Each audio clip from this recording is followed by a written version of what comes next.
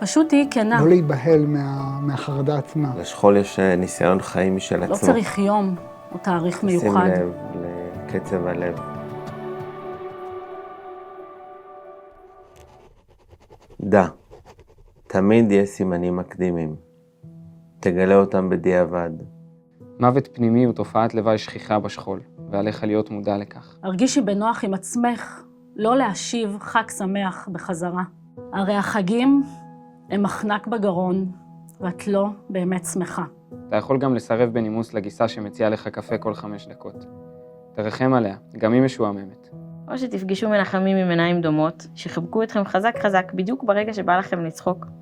אם ישאלו אותך למי אתה רוצה להודיע, בקש שיודיעו לך שוב בקול רם. הרינו להודיעך כי אחיך הבכור נפטר הלילה. אל תשכחו לבחור בבגדים שבהם יעשו קריאה. לרוב תבחרו בבגד שאתם לא ממש אוהבים. ואז תגלו שאתם תקועים עם הבגד הלא רצוי הזה שבוע שלם. אתה כבר תמשיך לבד. חברים יבואו מעצמם.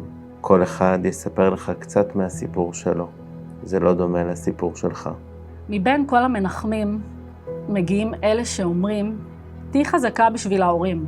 תענני בהסכמה, אך בתוכך זכרי להיות חזקה עבור עצמך תחילה. יש משהו במשפחה שקורה פשוט מהכוח של הדבר הזה, שאתה קצת מאבד מעצמך גם. מה זה בכלל להגיד תהי חזקה? כי מה זה להיות חזקה? אולי תעצרי את הדמעות, תפגיני חוזק, תפגיני חוסן. ואני חושבת שהחוסן הוא במקום השברירי. לא רציתי להיות אח שכול, וגם לא הרגשתי אח שכול בחיים שלי. אבל יש רגע בחיים שפתאום השכול כן נתתי לו מקום, וכן הסתכלתי עליו, מה הוא שינה בהורים שלי, מה הוא שינה בי. ההליכה בעולם, שאתה יודע שיש עוד מישהו, יש עוד חלל שנמצא בינך לבין אמא שלך, בינך לבין אבא שלך, ביני לבין הילדים שלי אפילו. אל תניח שאח שכול יודע איך הוריו מתמודדים, משום שהוא אח ולא הורה. תשים לב לקצב הלב של השכול, גם המשפחתי וגם שלך. לפעמים זה אותו קצב, ולפעמים הקצבים קצת משתנים. אל תתעלמי מדפיקות בדלת, גם אם בדיוק תכננת להיכנס למקלחת. אם את רובצת מול הטלוויזיה בלי כוח, או שאת כבר במיטה חצי חולמת. מעבר לדלת מחכה מישהו שצריך ממך משהו. אולי זה שכנה שחסר לה חלב לקפה. אולי אדם שמחפש את משפחת לוי שעזבה לפני חצי שנה. ואולי זה מישהו שצריך לספר לכם את הנורא מכל.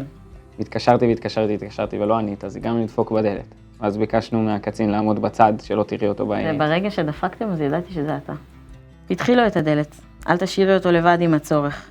בין אם זה צורך בחלב, צורך להכווין למשפחה מסוימת, או צורך לא להישאר לבד מאחורי הדלת עם קצין וידיעה קשה בלב. לא יודעת, הרגשתי שאני צריכה להגיד לך את זה. חזק מאוד. ופתאום קצת משהו בטקסט הזה קצת גרם לי להרגיש את החמלה. כלפיך, שהיית צריך לדפוק בדלת, אצלי ואצל עוד 2 אחים. בחרתי בזה, אבל לא הייתי חייב ללכת. בחרתי להכניס את עצמי לזה. אבל אני מאוד הרגשתי את מה שאת מתארת כשהיינו בדרך לאיתמר. ופתאום אני כאילו קולט את זה בראש ואני אומר, בונה, אני הולך עוד שנייה לפרק לו את החיים. ולמרות שבחרת בזה, זה נשמע לי חתיכת מסע. אני לא מתחרט על זה, אבל לאף אחד מכם. השתדע שלי זה היה משמעותי. כשאחיך מת, זה לא הסוף שלו, זו ההתחלה שלך.